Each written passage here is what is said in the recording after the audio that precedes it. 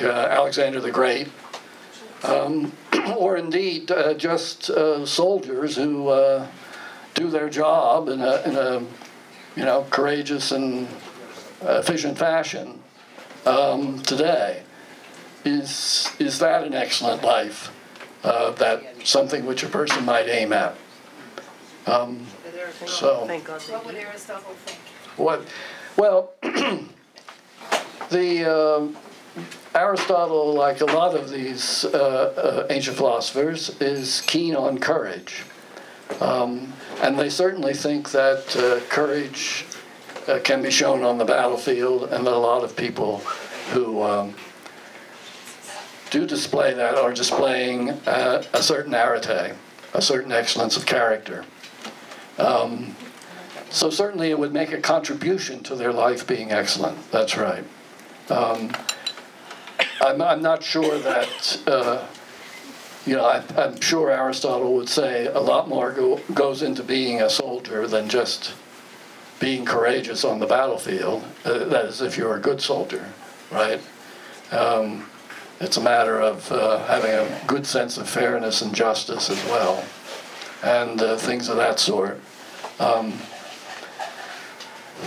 Now, would they actually have to achieve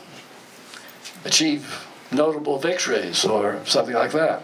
Or if we're to go with Tony, do they have to perform under very challenging circumstances in order for their life to be excellent? That's where I'm not so sure. I think Aristotle thinks that there does have to be some achievement here. And it can come in the form that Tony was mentioning, a successful meeting of certain challenges. All right. So we'll break for 15 minutes or so. You can have tea and continue to talk, and we'll call you back together in 15 minutes or so. Thank you. Do we have a deadline for this, like how long we're going to go? Yes, we go. If I may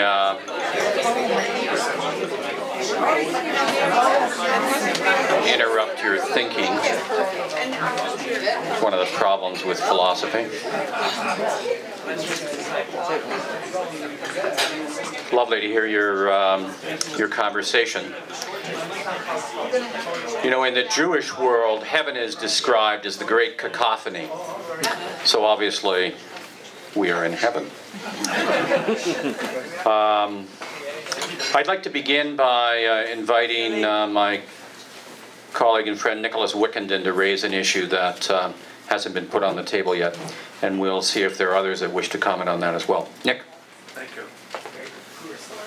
Well, I wanted to go back to the beginning, practically, to the point about virtue, the excellent life being something you can learn, something you can aim at and practice and hit the mark.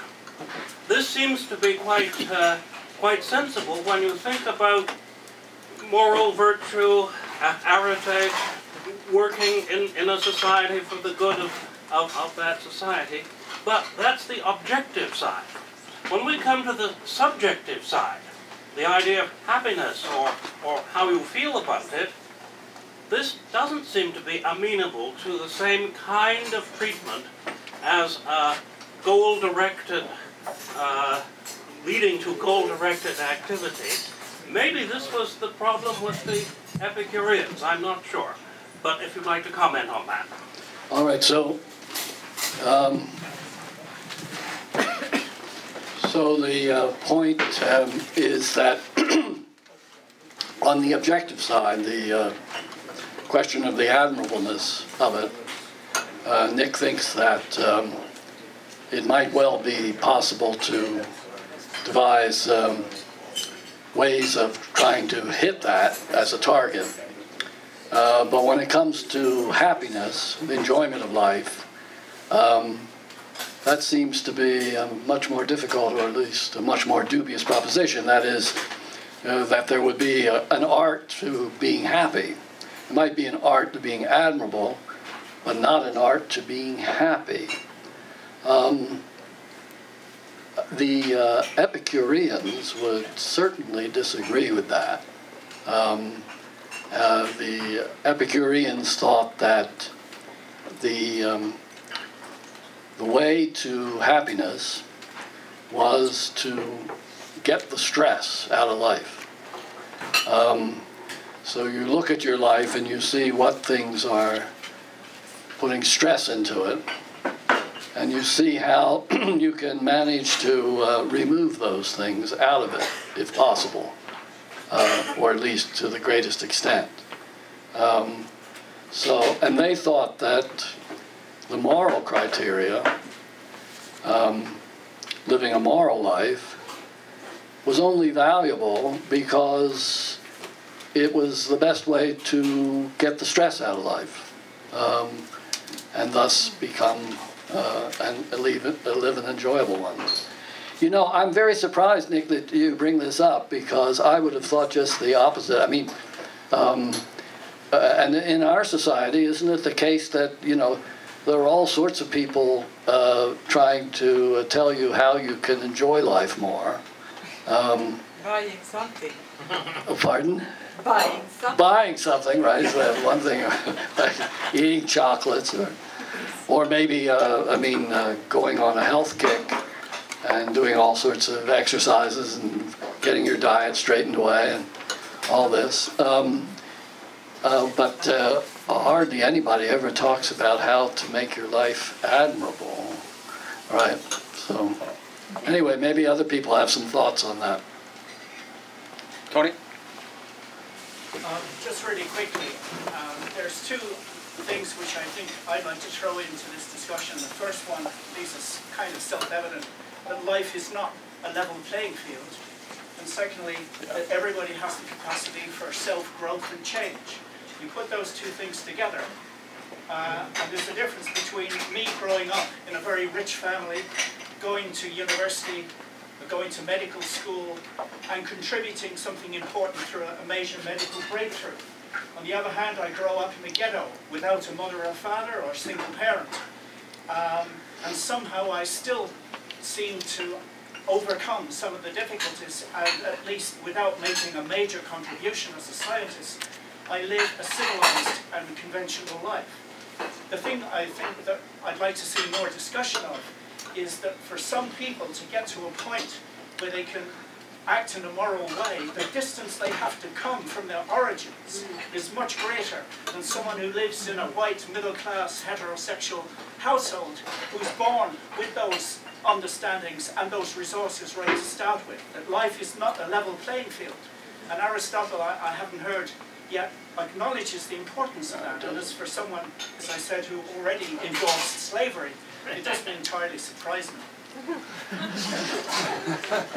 I don't know whether Don Carmichael is still here. He's gone. Oh, he's gone, right. I'd ask him to defend Aristotle if he could. I think that is a very significant topic. And it brings up also the question of all sorts of disabilities. What about people who are born with various disabilities or suffer accidents early in life that disable them in various ways? In some sense, the level of achievement that we can expect of them is a lot less than the level of achievement we might want to expect of a person who's brought up in, as I was, in a wonderful home with all the middle-class accoutrements and given a wonderful education, etc. A lot could be expected of me. But the kind of people that you were referring to don't have any of those advantages.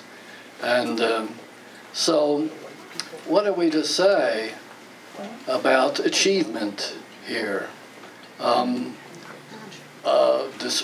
Is it the case that, as you were pointing out, is it the case really that just achieving a basically moral life, right? That is living honestly without fraud, basically respecting the rights of other people, is that really an excellent achievement for a person who was brought up in a neighborhood where crime was rife by parents who engaged in criminal activities, etc.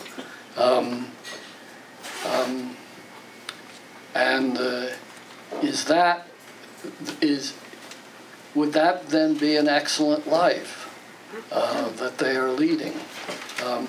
Okay, I want to hear more about that, because this is a topic, you're quite right, Aristotle doesn't broach.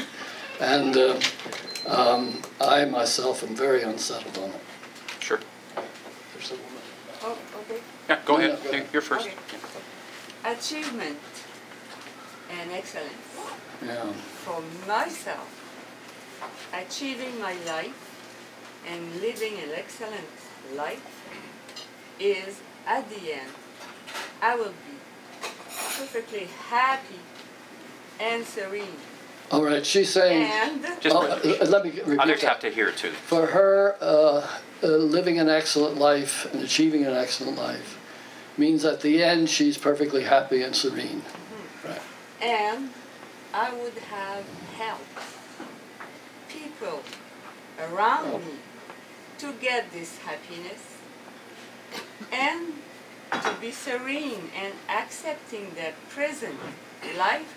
It doesn't bother if they have goals, other goals in their life, but going to their goals, they have to keep happy, serene, and surrounding them by serenity and happiness. Then the other one will learn from them. So I think the life you're describing is one where the person has a lot of serenity in themselves.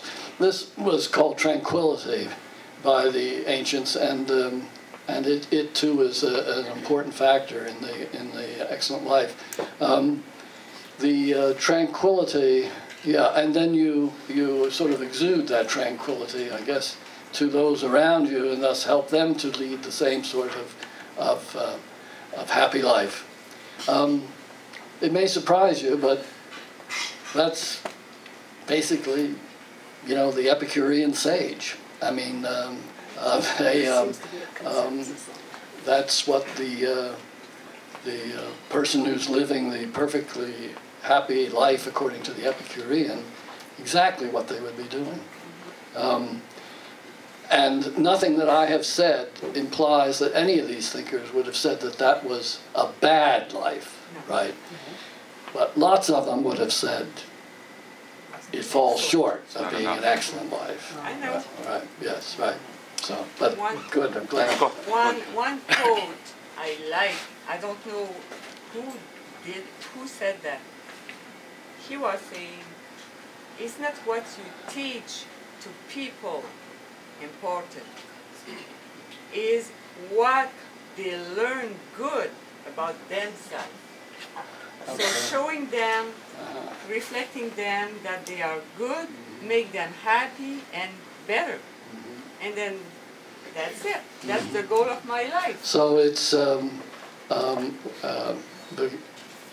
goal here is to get people to feel that there's something good about themselves, and that they should nourish that, I suppose. And right. they will get better.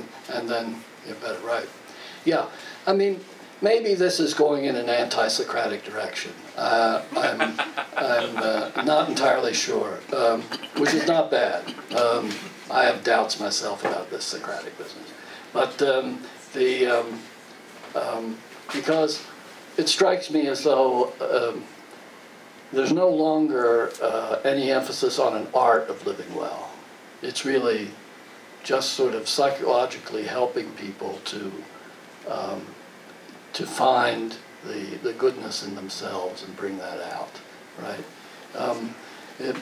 That's not quite what's meant by an art of living well, I think. It's a kind of art, but it's not the art.